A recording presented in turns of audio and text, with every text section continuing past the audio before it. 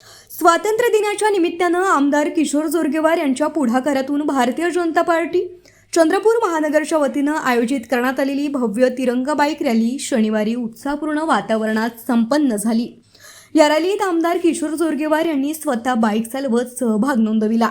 त्यांच्या या सहभागामुळे कार्यकर्त्यांमध्ये मोठा उत्साह निर्माण झाला। छत्रपती शिवाजी महाराज चौक येथून सकाळी 10 वाजता रॅलीला सुरुवात झाली। आमदार जोरगेवार यांनी स्वतः बाईक चालवत रॅलीचं नेतृत्व केलं। भाजपचे पदाधिकारी, कार्यकर्ते आणि देशप्रेमी नागरिक मोठ्या संख्येनं दुचाकींवर तिरंगा ध्वज घेऊन रॅलीत सहभागी झाले होते।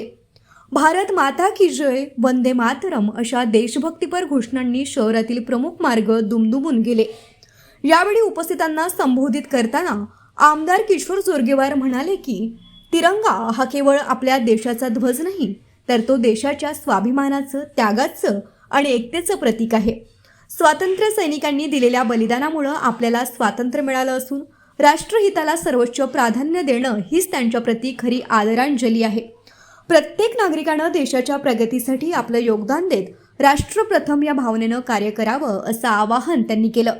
ते पुढे म्हणाले की आजच्या तिरंगा बाईक रॅलीच्या माध्यमातून चंद्रपूर शहरात देशभक्तीची भावना अधिक दृढ करण्याचा प्रयत्न करण्यात आला आहे। युवकांनी देशाच्या विकासात सक्रिय सहभाग घ्यावा आणि राष्ट्रीय एकात्मता, बंधुभाव व सामाजिक सलोखा कायम ठेवण्यासाठी पुढाकार घ्यावा।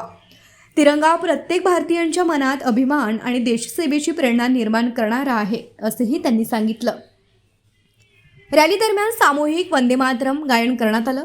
राष्ट्रध्वजाचा सन्मान, देशभक्ती आणि राष्ट्रीय एकात्मतेचा संदेश देत स्वातंत्र्य दिनाचा उत्साह साजरा करण्यात आला।